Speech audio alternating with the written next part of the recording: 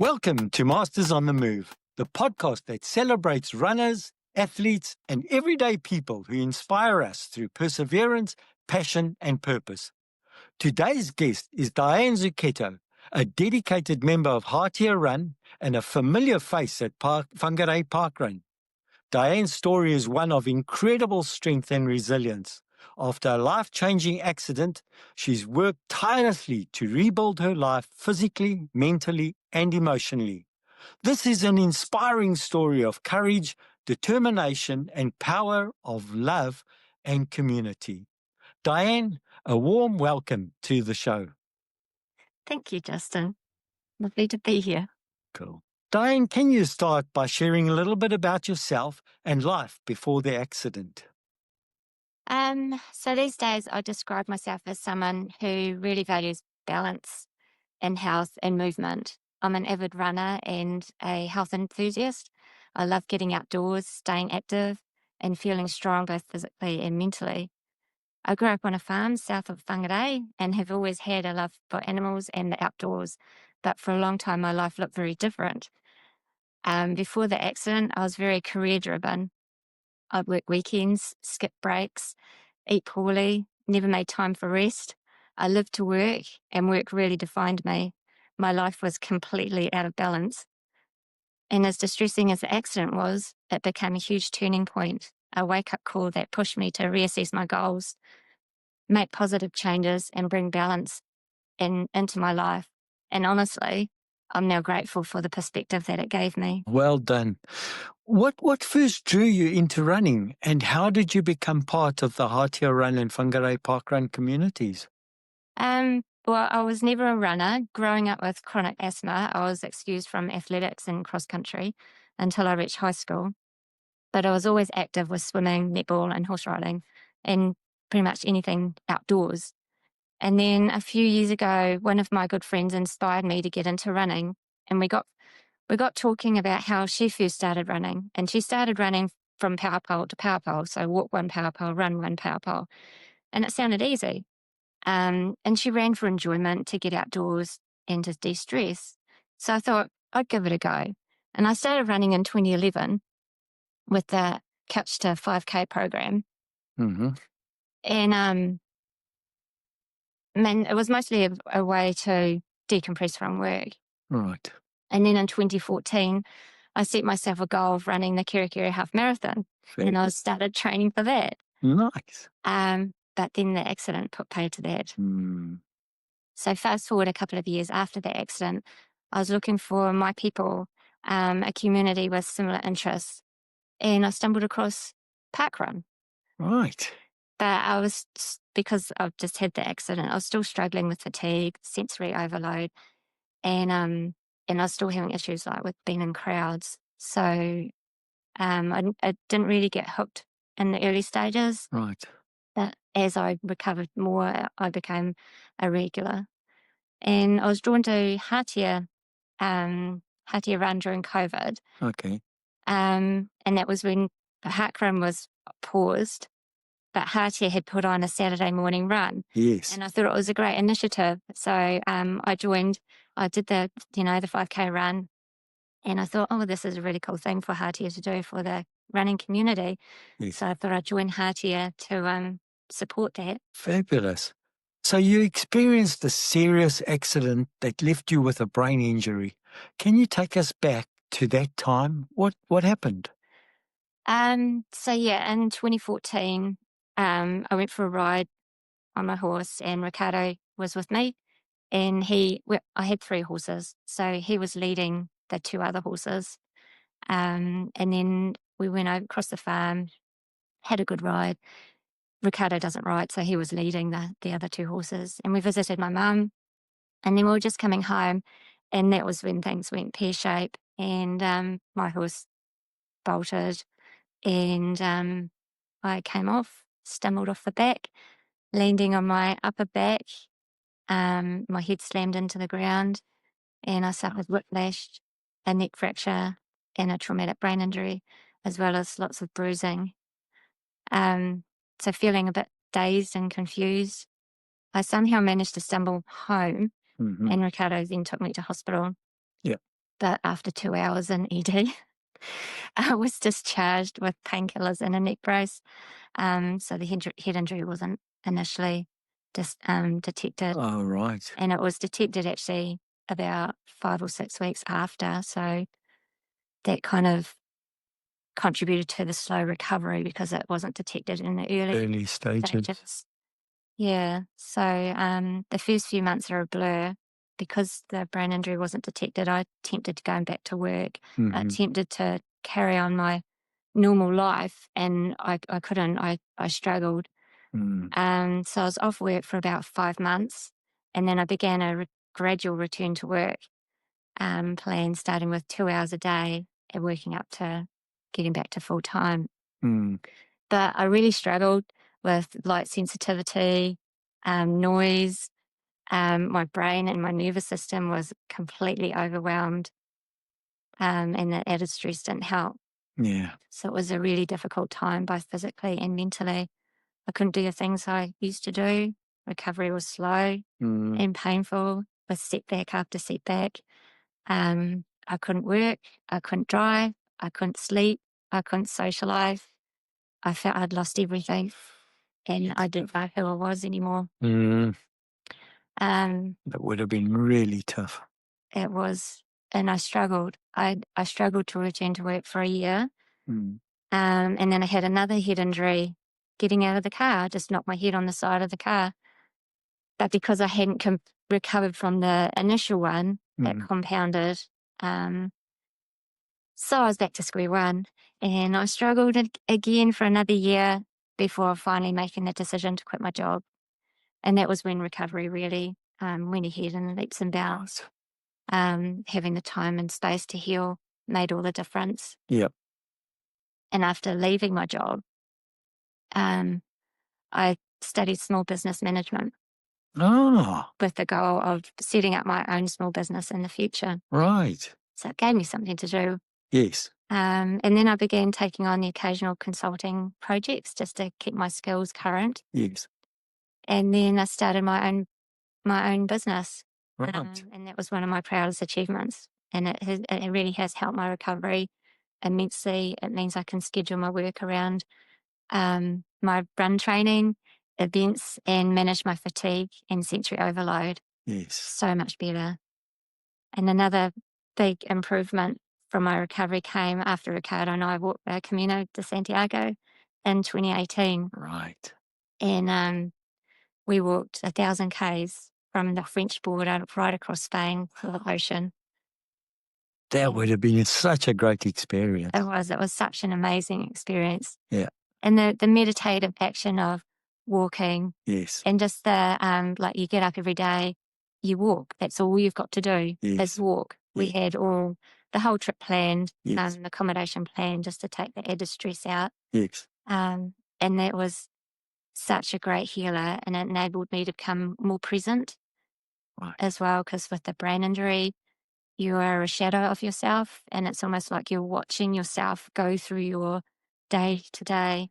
But after doing the Camino, it was like I was reconnected, and yeah, more present. What line of work are you in? So I do mapping and data analysis. So they call it GIS, which is Geographical Information Systems. Right. So yeah, so I mainly do contract. I do work for local government, farmers, conservation groups. Yeah, and then yeah, do some training as well, and Awesome. it's really cool. It brings maths and geography Yes. together, which were like my strongest subjects going through my education. No, that's cool. What were some of the hardest challenges you faced, both physically and mentally, in your rehabilitation? So the biggest challenges were all the setbacks. Every time I thought I was making progress, something would knock me back. Yes. But over time, I realized that these setbacks were actually messages, and they were reminders to tell me to slow down, Yeah. to take it easy, trust the process, Right. and listen to my body. Yes. And another big challenge was the isolation. My world had shrunk to pretty much my house in the country. I was reliant on Riccardo and my mum to drive me anywhere. Mm. And even now I still struggle with fatigue, and that affects when I can drive. Yes. And I struggled with the slow pace of recovery. I was so desperate to feel normal again, Mm. to get my old life back, Yeah. to return to work, to ride my horses, that I kept pushing too hard. Mm. I worked longer hours than I should. I tried to keep up with everyone else, and that only made things worse. Yes. So looking back, I'll tell myself to slow down, lean into the process, Yeah. and ask whether that old life was one that I really wanted. Yeah. Because it wasn't a healthy life. Mm. Right. Yeah, So in a way, it's given you a new life. it has. How did the accident affect your life with Riccardo, and what role did his support play in your recovery? So we haven't really talked much about how it affected him in our life together. He was there. Mm. He saw me fall. He saw it all happen. Yeah. And I used to ask him what happened. What did he see? How did he feel? But he doesn't like to go over it. Mm. Instead, he's always encouraged me to focus on moving forward, Yes. on the here and the now. Mm. But during my recovery, he played such an important role Yeah. as my I bet. husband, Yes.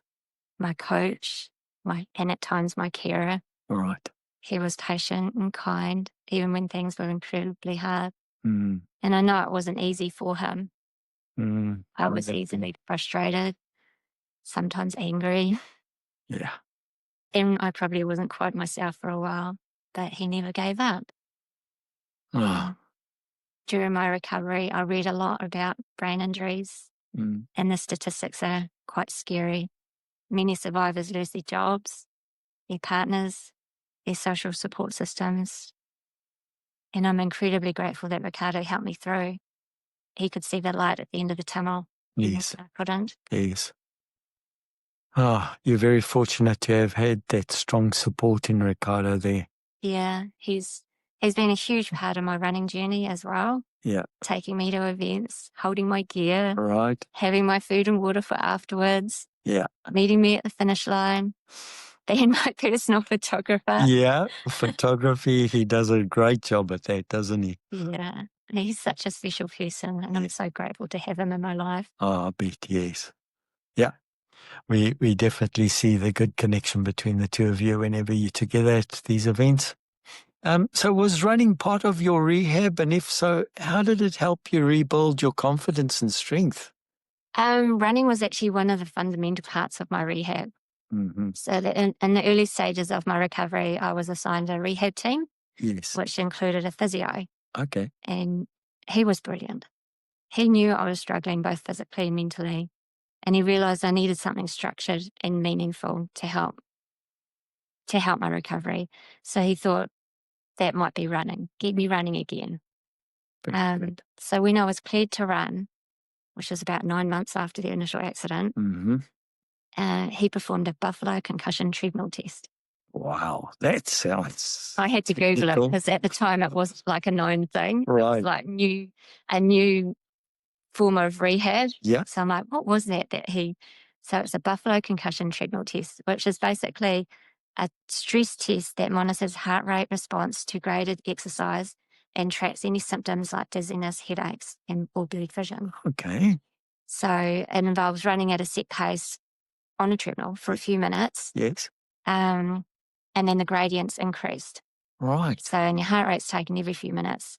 So the pace stays the same, it's just the gradient is increased. Okay. The intensity Yep. increases. And we continue doing that. So increase the gradient for a couple of minutes, take the heart rate, because the heart rate will increase and then it will stabilise. And then increase it again, wait for the heart rates to stabilise. Right. It's and interesting. Did that until the symptoms began. So like the blurred vision, the dizziness, the nausea, the headaches. And then he used that data set to set safe limits for running. Oh. So it was Very really clever. cool. Yeah, really clever. Mm. So from that, he created a threshold program. Fabulous. So at first I was only allowed to run 20 minutes, Yeah. keeping my heart rate below 94 beats per minute. Wow. So that's just That's like low. a brisk walk. Yeah, right. Yeah. But it gave me a plan, Mhm. gave me something to work towards, and it really helped. And then over the next few months, I worked at it, and as my heart rate threshold increased, I got to actually run again. Right. Okay. And it helped having a plan and a goal. So my first milestone was running the Mangawai Heads to Hub Fun Run Yes. in 2015. Okay. So I ran my little heart out, and I probably pushed myself a little bit too hard. It was an amazing feeling, but I was completely wiped out afterwards. Yeah.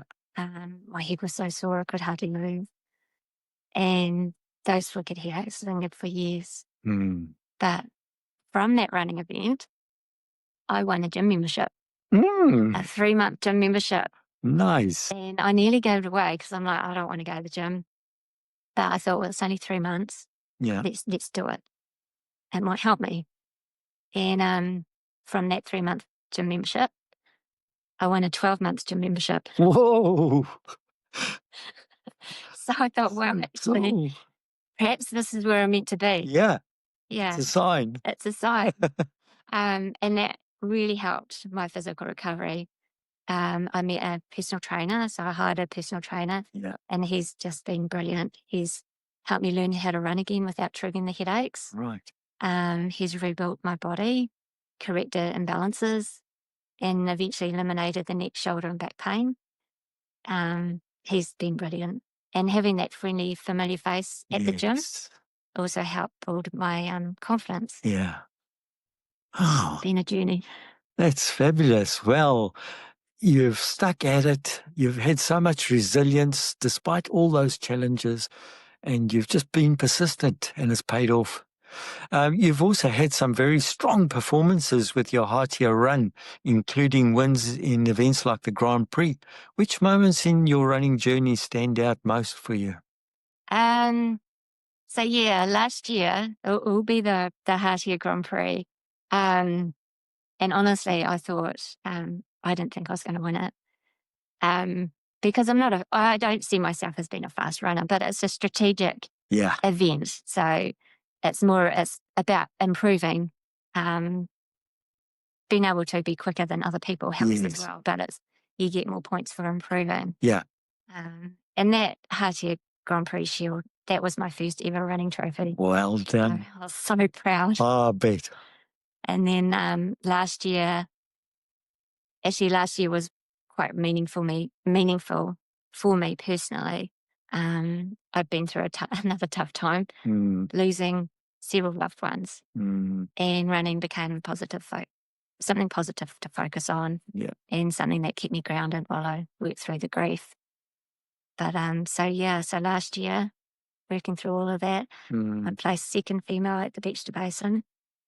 I placed second in the Whangārei Run Walk Festival, 8.5K. Yes. I placed third in my age group at the Auckland Marathon, 11K traverse. So that's with thousands of others in that age Wow, group. that's awesome, Dianne. And I achieved top age grade placings in the Auckland Run Series as well. Wow. And taking home the age grade champion trophy. That is such an awesome achievement, and it's so good considering just a few years prior how you'd been struggling with all those issues. It must have, did that make you feel? Oh, it was, yeah, I was buzzing, yeah. Yeah. Yeah, and I've now got trophies to Very Yes, proud trophies. moment. Yeah. And so it just goes to show, that persistence and working at it and having the support around you, looking for those professionals, how you can overcome these problems. Yeah, It's so encouraging and so inspirational. Well done. thank you. What motivates you to keep pushing forward and competing? So this is a hard question because I just do what I do. But thinking about it, my biggest motivation is to feel good physically, mentally, and emotionally. And after the accident, so much of my energy went into trying to get back to normal. But these days, I'm more focused on feeling strong, capable in my body and enjoying what I do.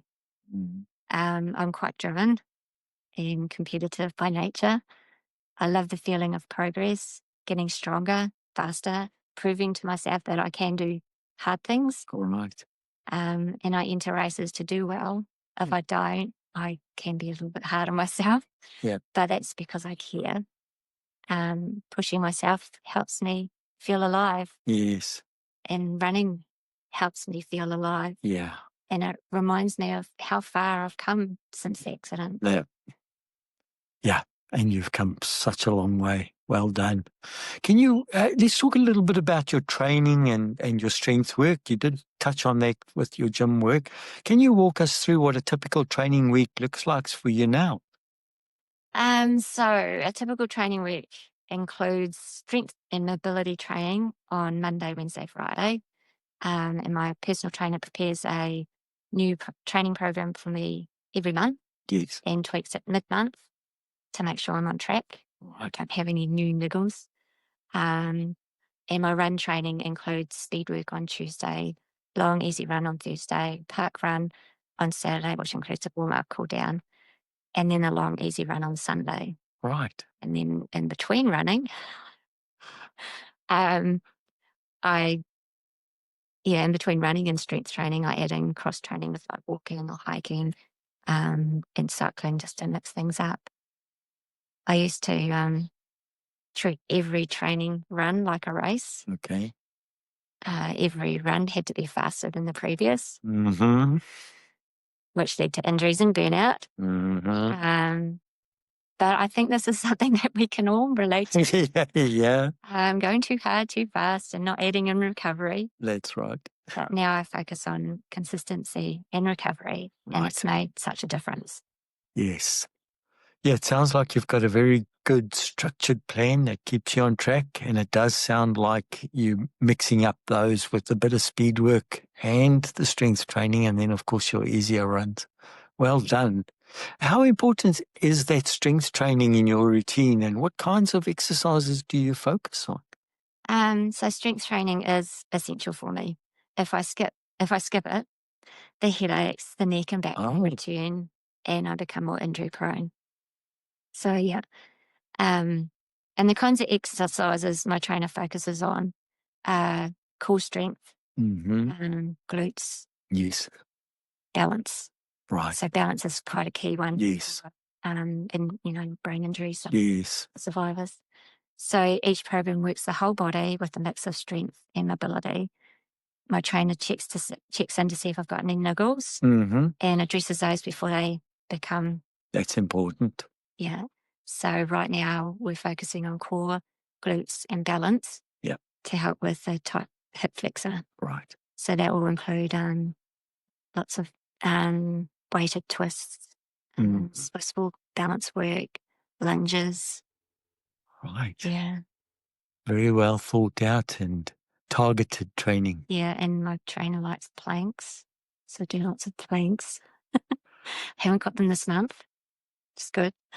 But I've got this other exercise where I've got on the Swiss ball and I'm in the push-up position. Yes. And I have my legs on the Swiss ball, and then I've got to raise one leg at a time. So it's a balance one as well because I'm on the Swiss ball. Yes. And it's strength as well because I'm holding my weight with my hands in the push-up position. That's been quite a challenge, but I'm nailing it now. I can actually do it without falling off the circle. Good on you. That's fabulous. So do you approach training differently now compared to before the accident? Yeah. I do. So before the accident, I had no real training plan and I never went to the gym. So my training plan before the accident was like the couch to 5K. And then when I was training for the Kiri half, it was just to run a little bit further than I did yesterday because I've got to run 21Ks. Yes. But now after what I've been through, I prioritise a healthy and pain-free body. I schedule my training first and fit work and everything else around it. And that is one of the benefits of being self-employed. Yes. I'm much more consistent and intentional now. And it's all about longevity and balance. Right. And I have to be careful with how I train as well one hard session or one hard run, or a run that's too long, can take me days to recover from. Right. So I make sure I don't do back-to-back hard runs. Mm. If I do a run on consecutive days, so like Saturday and Sunday, at least one of those has to be an easy zone 2 recovery run. Mm. And this was tested actually when I was competed in the Masters Athletics Track and Field Championships last year. That really tested my recovery strategies. Yeah. Because we had events on Friday, Saturday, and Sunday. Yes. So, yeah, I had to listen to my body and really focus on recovery. Yeah. Yeah, because you were pushing at each event on consecutive days there. Yeah. Yeah. So nutrition plays such a big role in endurance athletes. How do you feel for your training and racing? So I've learned a lot about nutrition the hard way. So we probably all have. Yeah. But in 2019, almost 5 years to the day after the accident, I ran my first half marathon, and I trained for a long time for this because Yeah. I had to learn to run again. Right. I had to build up my base. I had to learn to run in such a way that would minimize the headaches. And then from that run, I learned that I needed something more than just water. But I didn't know anything about that Right. at that time. At that time, it was more just to complete 21 Ks. So 600 meters from the finish line, I hit the wall. Yeah. I did that whole slow motion stumbling thing, and I fell into the gutter. Oh dear. I cracked my ribs. I grazed my knees. Oh. But I did finish, and I learnt my lesson. I need something more than water. So after that experience, I was talking to a friend, and she gave me a whole lot of sports fuel to try. So she gave me some pure gels to try, SIS and Tailwind. The pure gels made me nauseous, so they were out. But Tailwind was really good. So I won an entry into Q2 Half. Oh goodness, you're a big winner. And I was like, okay, let's do this. So I trained with Tailwind. Okay. And I used Tailwind during the race as well. So Tailwind is like a fuel and with electrolytes. Hydration. Yeah. And it worked really well. So and it made such a difference.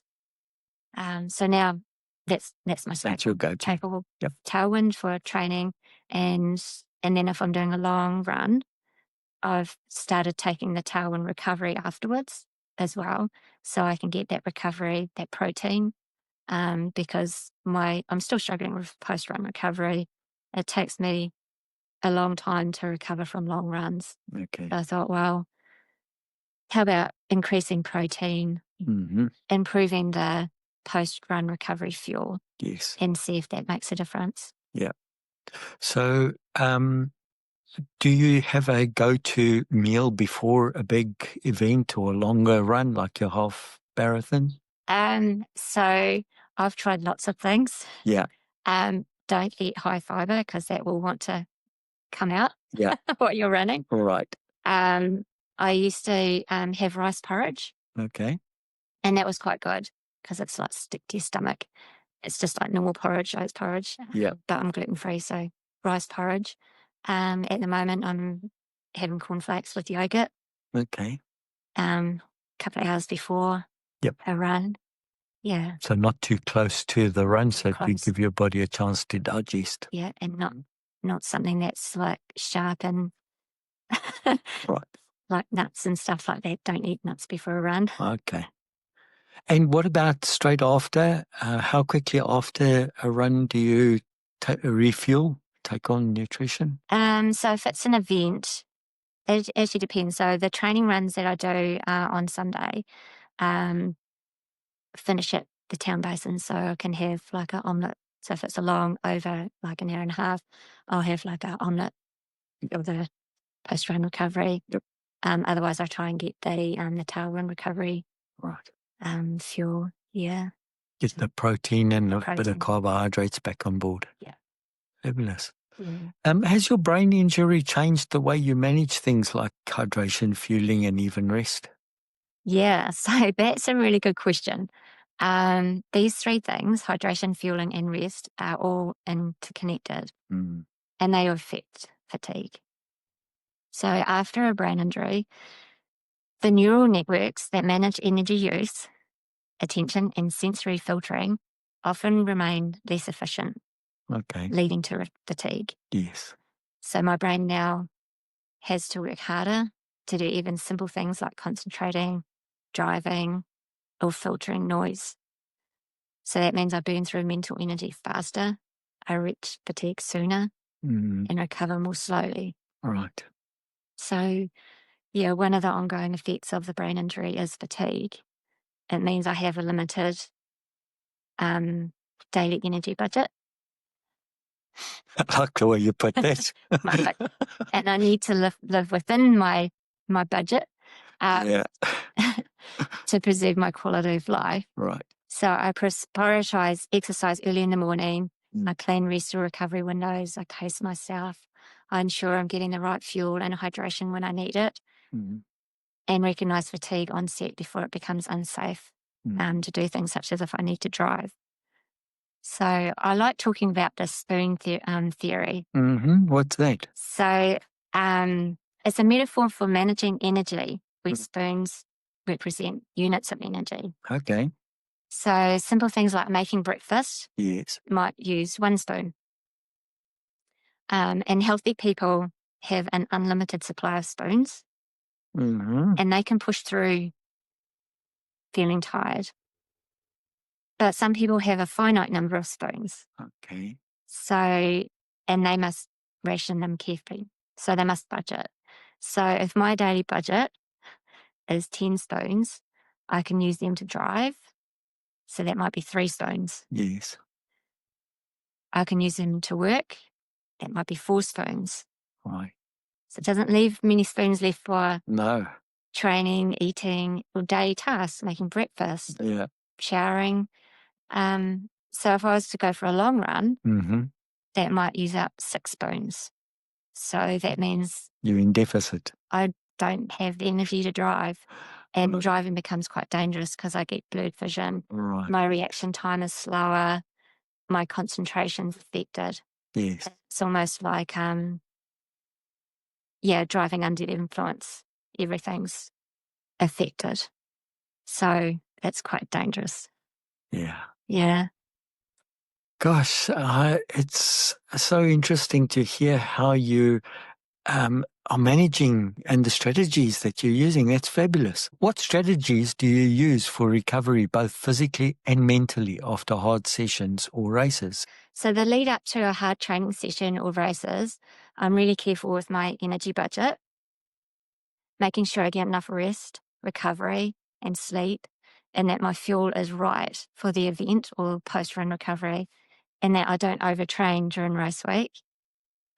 It's pretty much the same, I guess, for everyone.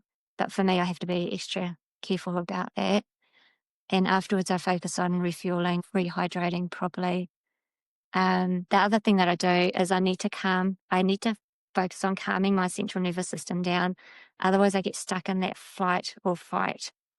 Yeah. So what I do to do that is I'll go for a gentle cool down run to bring the heart rate back down. And I do some deep breathing to recenter and refocus. And once I'm home, I'll spend time on the foam roller doing stretches as well. But if the session's been too hard or too long, recovery might mean being resigned to the couch. But that's okay. Yeah, Because absolutely. listening to your body is key. That's right. Yeah.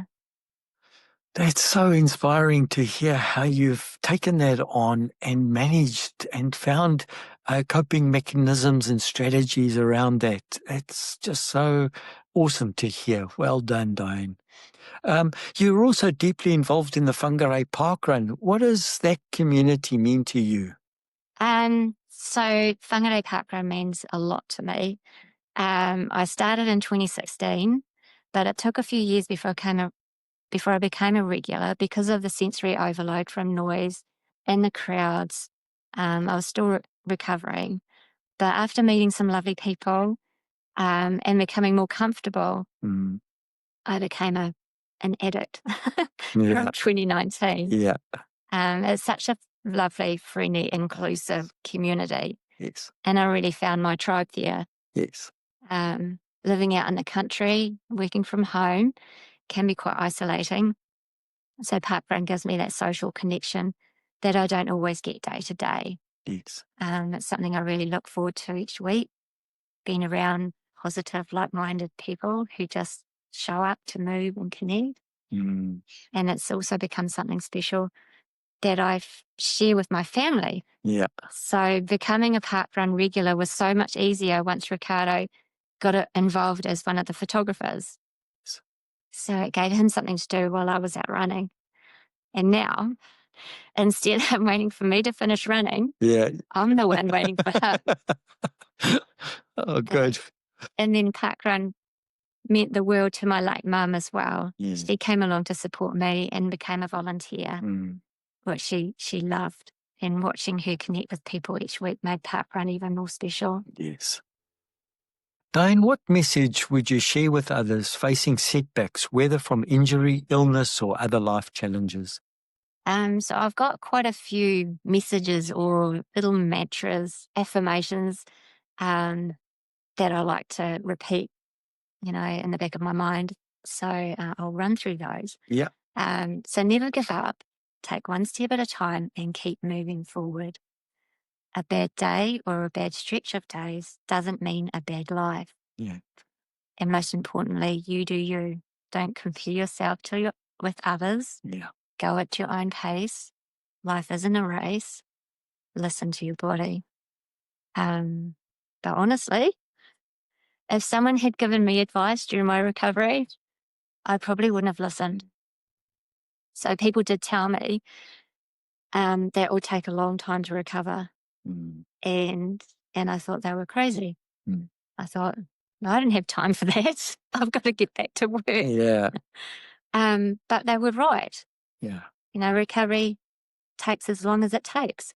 Yes. Everyone's different. Take one day at a time. Yeah. Yeah. Very good advice. Yeah. Looking back, what would you consider your biggest personal victory on or off the course? Right. I've thought about this one long and hard. So my dad used to always say, always look forward, don't look back. But I think it's good to look over your shoulder just to see how far you've come. Yes. And I've come a long way since the accident. Yes, you sure have. It hasn't been easy. In fact, it's been really hard. But doing hard things brings the biggest rewards. So my biggest personal victory is that I got through. Yes. It could have been so much worse. Yeah. Yeah. Oh, well done. What are your goals for the next year, both in running and in life? So my running goals for the next year are to run the Auckland Marathon 11K Traverse. Yes. So that's in a couple of weeks. To do the Auckland Run Series. So that's four runs. Yep. And maybe conquer my demons on the Whangārei half. Right. September. My goals in life are to shine. A good friend would always tell me to keep shining. Yes. And it's become a little mantra for me, whether it's having a good run or just being kind, compassionate, and having courage. Just keep shining. Oh, those are great goals, Dianne. Finally, Dianne, if you could leave listeners with one piece of advice about resilience, training, and living life fully, what would that be? Consistency brings results. So it's not what you do one day, but what you do every day that matters. Yes. And one of my favorite mottos is growth happens in the discomfort. Right. So get comfortable with being uncomfortable, because learning to live with discomfort is the key to building resilience. Wow. Yes.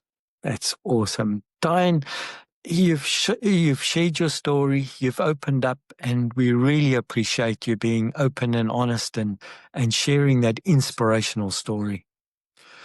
That was Dianne Zucchetto, a true example of resilience and strength in motion. Her journey from trauma to triumph shows us just how powerful the human spirit can be and how much difference support, community, and self-belief can make. Diane's recovery and return to running remind us that progress isn't always fast or easy, but it's always worth it. Through her story, we're reminded that setbacks don't define us. How we respond to them does. Dianne, thank you for sharing your journey with us. And thank you, everyone, for listening to Masters on the Move. If you enjoyed this episode, please follow the show, leave a review, and share it with someone who might need a little inspiration to keep moving forward. Until next time, keep moving, keep showing up, keep running, and keep living life in motion.